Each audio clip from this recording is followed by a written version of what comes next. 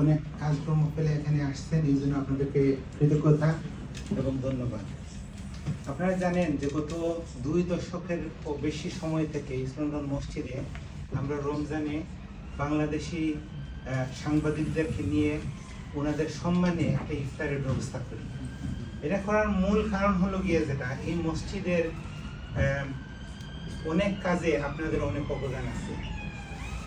এই সম্প্রসারণ কাজ, সার্ভিসেস এবং এই মসজিদে যে কাজগুলা হয় ওইগুলা মানুষদের কাছে পৌঁছে দেওয়ার জন্য আপনারা যে দিনরাত খাটনি খাটেন, এইটার কৃতজ্ঞতা স্বরূপ আপনাদেরকে এখানে আমরা দাওয়াত দেই এবং আমরা আশা করি যে আল্লাহ আপনাদের এই কাজগুলা গ্রহণ করবেন ভালো কাজ হিসাবে এবং এইগুলার প্রতিদান আপনাদেরকে দুনিয়াতে এবং আখিরাতে দান করবেন।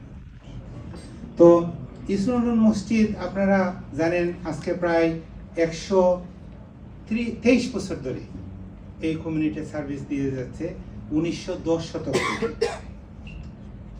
এবং এখানে কয়েকটা বিল্ডিং নিয়ে এই কমপ্লেক্স। আমরা আল্লাহ রাব্বুল আলামিনের কৃতজ্ঞতা প্রকাশ করতেছি যে আলহামদুলিল্লাহ এই বছর আমরা মসজিদের সম্প্রসারণের যে কাজগুলা ছিল সবগুলা ভালোভাবে সম্পন্ন হয়েছে এবং মসজিদের মেইন হলটা খুলে দেওয়া হয়েছে। বর্তমানে মসজিদে প্রায় 10,000-এর মতো লোকজন একসাথে নামাজ আদায় করতে পারেন।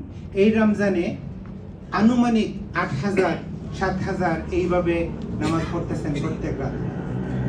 বছরে প্রায় 17 লক্ষ মানুষ এই মসজিদে পা ফেলে, অনেক লোকজন আসে এবং এখানে অনেক সার্ভিস দেওয়া হয়।